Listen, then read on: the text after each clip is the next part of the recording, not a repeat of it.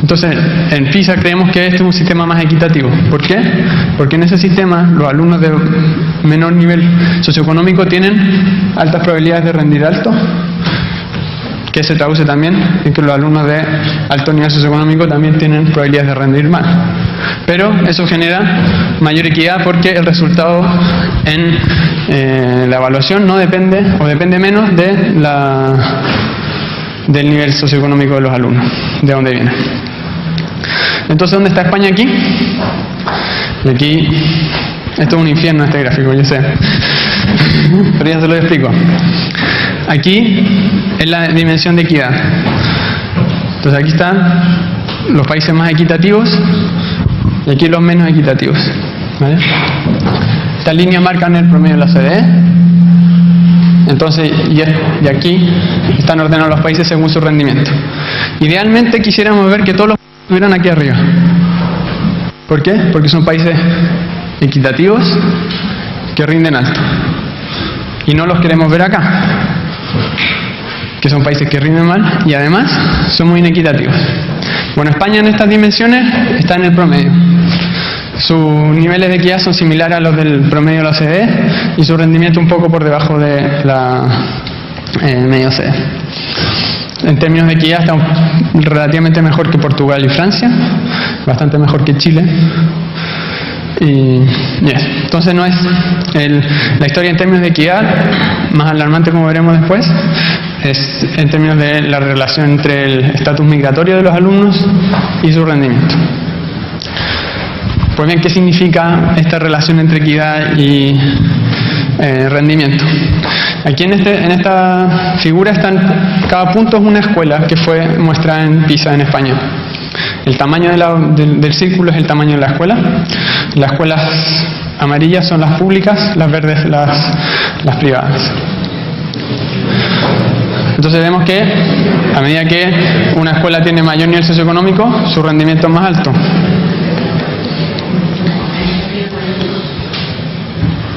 Y principalmente las escuelas privadas tienen una mayor concentración de alumnos de mayor nivel socioeconómico. También nos preocupa mucho la diversidad social dentro de la escuela. Creemos que dentro de la escuela en la misma escuela tienen que compartir alumnos de distintos niveles socioeconómicos. Eso ocurre, relativamente sí ocurre en España. Más que en Portugal e Italia, y mucho más que en los países latinoamericanos, que Tailandia, Perú, México, tienen muy bajos niveles de diversidad social dentro de la escuela. Como les decía anteriormente, creo que el desafío más grande para España en términos de equidad es la diferencia entre alumnos en un estatus migratorio, o sea que son o bien ellos mismos migrantes de primera generación o sus papás lo fueron. En España, la diferencia entre alumnos que tienen un estatus migratorio con aquellos que no es de casi 60 puntos. Es decir, es el equivalente a 1 año y medio de escolaridad, que es mucho. Y esto ha sido un desafío importante para España, porque la población migratoria, si en el año 2000 eran solamente el 2% de los alumnos, para el año 2009 ya eran el 10%. Entonces requiere un ajuste muy rápido que creo que no ha ocurrido en España.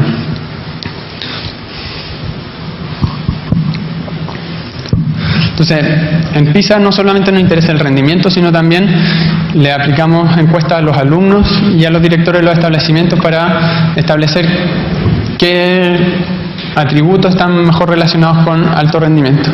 Y las lecciones de PISA para España, que para mí tienen mayor valor, es uno, discutir y evaluar si la repitencia escolar es beneficiosa. Nosotros creemos que atenta contra el rendimiento y contra la equidad. Y en España el 35% de los alumnos declaran haber repetido al menos un año. Entonces pensar la repitencia como una política de castigo o de incentivo, creo que vale la pena buscar alternativas. Como puede ser detectar tempranamente a aquellos alumnos que presentan un rezago y no esperar hasta final de año para decirles, sabe que usted no cumplió, tiene que repetir. Eso genera costos para el alumno, porque generalmente los estigmatiza, costos para el sistema educativo, porque significa tener más alumnos por más tiempo durante el sistema, costos para el sistema económico, porque significa que están fuera del mercado laboral por un año más, por lo tanto no están imponiendo. y en tanto medida costosa, todos esos costos se pueden dirigir a proveer apoyo directo cuando más lo necesitan antes de que sea demasiado tarde. También vemos que en muchos países las evaluaciones, exámenes están adquiriendo más popularidad, pero de por sí las evaluaciones y los exámenes no generan un aumento en el rendimiento, no aumentan necesariamente la calidad. ¿Por qué? Porque depende cómo se implementan. Es decir, si las evaluaciones están dirigidas para iniciar un diálogo, identificar mecanismos y guiar la mejora en la práctica docente, bien.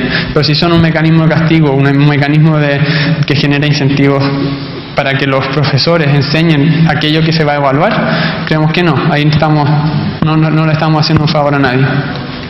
También creemos que la inyección de recursos, esto es para todos los países, no es tan importante como el dónde se destinan esos recursos. En muchos países vemos anuncios muy bombásticos de que vamos a aumentar el presupuesto de educación en tanto o lo vamos a bajar en tanto, pero de por sí el aumento, la reducción de la cantidad de recursos no es tan importante sobre dónde. ¿Y dónde creemos que tienen que ir esos recursos? A la calidad docente y a la calidad de los directivos, porque es ahí, dentro de la sala de clase, dentro del establecimiento, donde ocurre el aprendizaje y donde se puede mejorar la calidad. ¿Qué lecciones rescatamos de los países que mejor rinden? Uno es que logran atraer a muy buenos alumnos a la profesión docente y le entregan una preparación rigurosa de alta calidad. Hay mucho énfasis en la preparación y lograr que la profesión docente sea una profesión de alto estatus social, una profesión deseable. Está también el convencimiento en todos los niveles de que todos los alumnos pueden rendir. No diferencian a sus alumnos a edad temprana y le dan un apoyo constante a aquellos que van quedando atrás.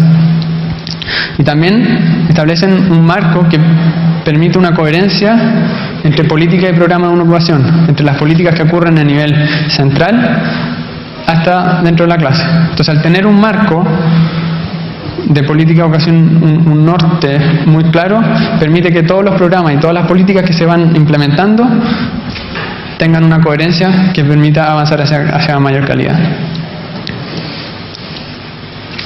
Bueno, eso muy bien los resultados de PISA, pero bueno, ¿de dónde viene todo esto? PISA evalúa el aprendizaje acumulado de los alumnos. Si bien evaluamos a alumnos de 15 años, eso no significa que estamos evaluando las escuelas secundarias o las salas de clase o los profesores que le enseñan a esos alumnos.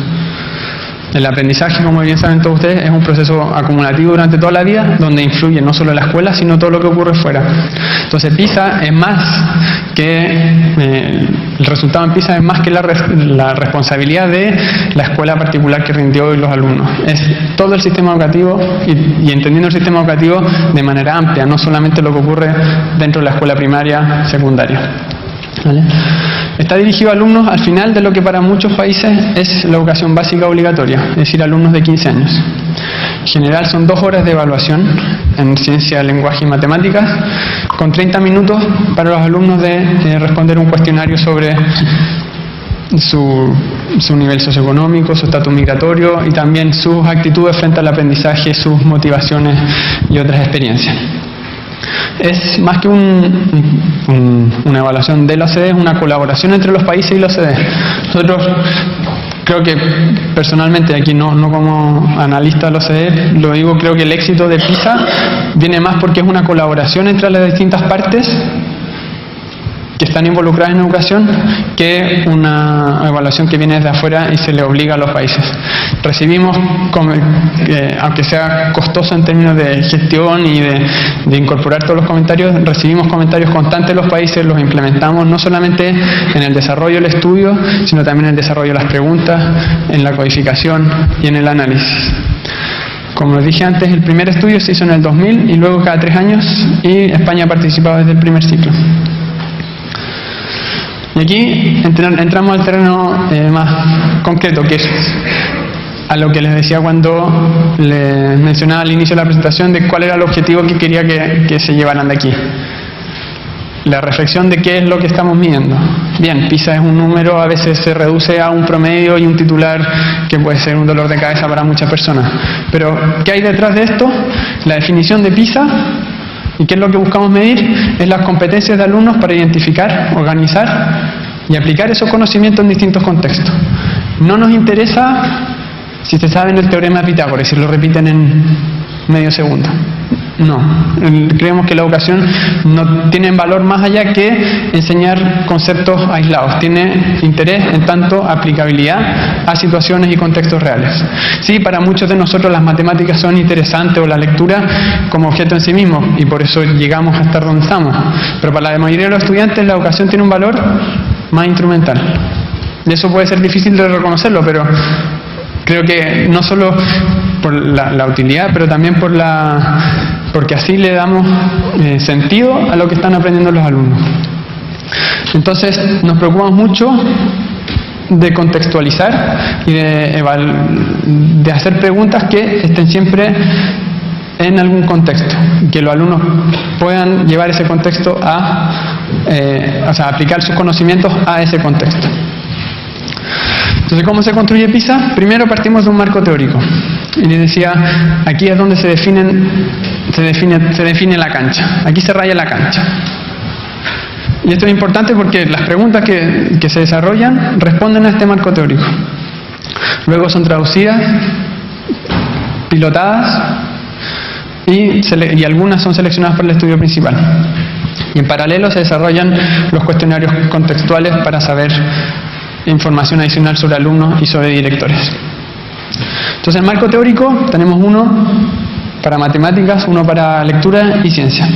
Y define el dominio y subdominio. Y en matemática, por ejemplo, entendemos que la matemática es más que contenido, es también proceso. Entonces, en contenido hay 4 grandes áreas que son las cantidades, incertidumbre y datos, cambios, relaciones, espacio y figuras.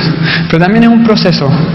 La matemática no solamente, como decía antes, de repetir fórmulas y entender cómo se deriva una ecuación o cómo se resuelve una ecuación cuadrática. Es un proceso que es formular conceptos, formular las ideas, usarlas e interpretarlas.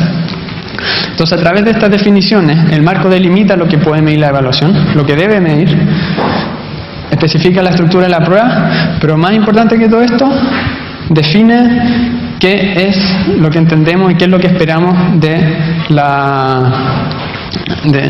la educación en matemáticas, en ciencia y en lectura. En todo este proceso lo desarrollamos en consulta con expertos internacionales en la materia y el marco es adaptado y evaluado cada 9 años para estar acorde a los últimos desarrollos en la pedagogía de estos dominios. Entonces, con el marco teórico tenemos la cancha donde podemos jugar para desarrollar ítems. Pero también en paralelo tenemos que tener en cuenta qué es lo que ocurre en la mente de un alumno y qué es lo que esperamos que ocurra cuando usa el aprendizaje. Entonces, tenemos por un lado el mundo de las matemáticas, o el mundo de la lectura, y el mundo real. Y, volviendo a las definiciones iniciales, nosotros queremos ver cómo el conocimiento en el mundo de las matemáticas se aplica al mundo de la matemática real. Al mundo real, perdón. Entonces siempre partimos de una situación real que el alumno tiene que capturar y generar un modelo para poder reducir la complejidad de todo lo que está viviendo y traducirlo a un modelo matemático para luego poder aplicar esos conceptos. Después, al aplicar esos conceptos, obtiene los resultados de la operación y tiene que volver a aplicar los resultados reales. Entonces, este proceso cognitivo, cuando ustedes estén en sus talleres desarrollando los ítems, creo que hay que estar consciente que está ocurriendo paso a paso en el desarrollo de los ítems. Si entendemos la matemática o la utilidad de la lectura como esta relación entre el mundo real y el mundo de los conocimientos, entonces hay que entender este proceso cognitivo y ver qué es lo que esperamos cuando un alumno se enfrenta a una pregunta o al conocimiento o a una situación en particular, cómo ocurre esto.